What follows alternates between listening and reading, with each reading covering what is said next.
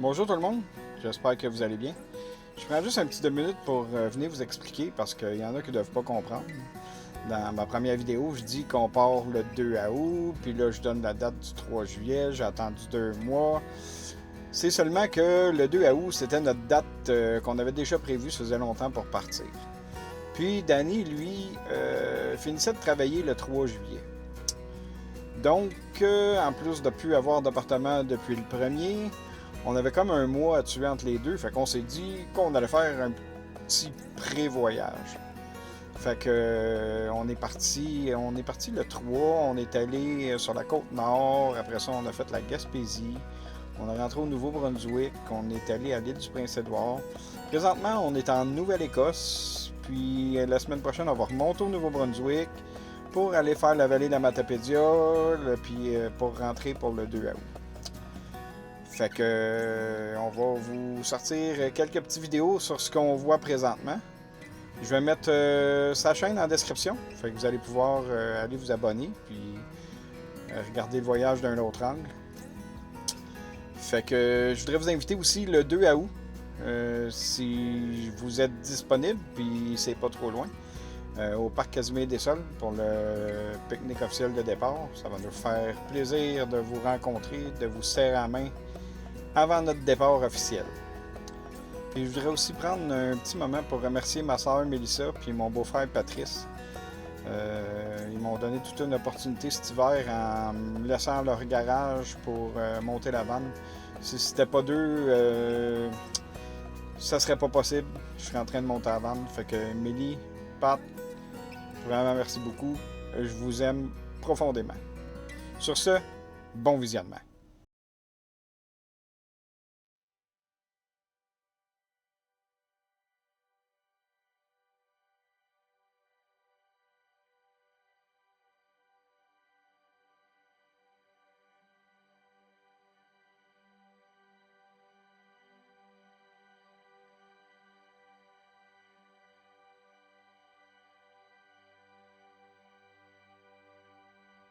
Ça y est, le bouton off est enfoncé. Mes 6 écrans s'éteignent d'un coup, marquant la fin d'une époque. Ce jour-là, je fermais officiellement la porte de la chambre chez ma sœur. C'était le moment de faire mes boîtes. Je laissais derrière moi le peu d'objets et de souvenirs qui sont chers à mes yeux, amassés au fil du temps, dans 6 boîtes de plastique bleu, au fond d'un garde-robe.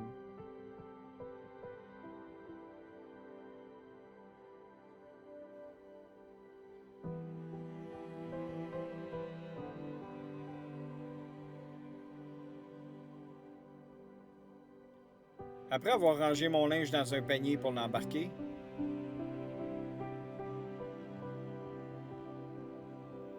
et avoir pris le temps de tout reclasser les armoires de la vanne, l'aménagement était officiellement complété.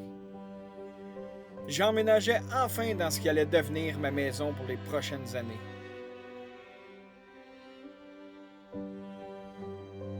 Le rêve devenait concret. Mais il y avait un hic. Avoir les clés du monde entre les mains, mais devoir attendre le jour J pendant 2 mois. Les outils étaient rangés, la vanne était prête et mon sac était fait. Mais le voyage, lui, était sur pause. Pourquoi? Parce qu'un road trip à 2, ça se commence à 2.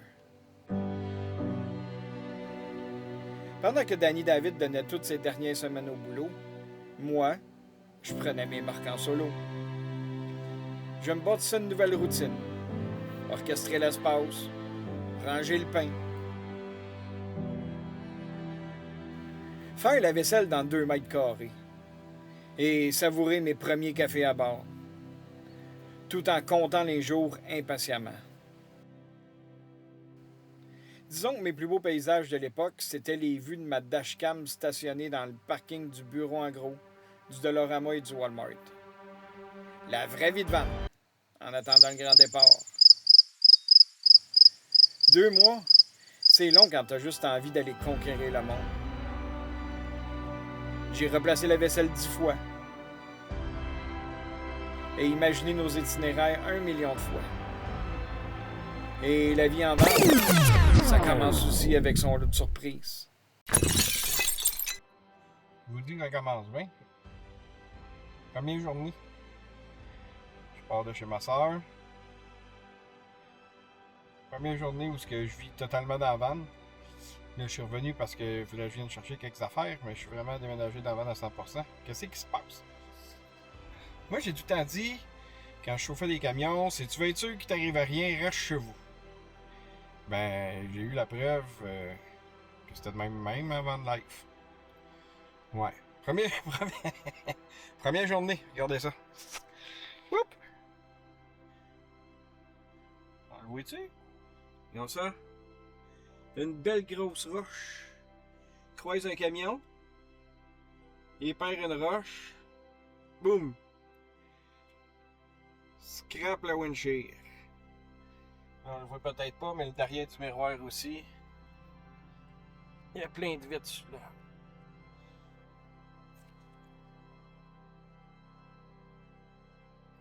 Bienvenue dans la réalité du voyage. Pour tuer le temps, j'ai aussi créé du contenu. Ironiquement, ces images de moi en train de travailler sur différents angles sur mon montage. C'est exactement ce que j'ai filmé pour tromper l'ennui pendant ces 60 jours d'attente. Le voyage, c'est aussi ça. Apprendre à attendre. Et partager la fébrilité des derniers milles avant la liberté. Chaque soir, je brainstormais avec Danny en vidéoconférence sur le déroulement du projet. Quand j'éteignais les lumières pour aller me coucher, je savais que je me rapprochais du but.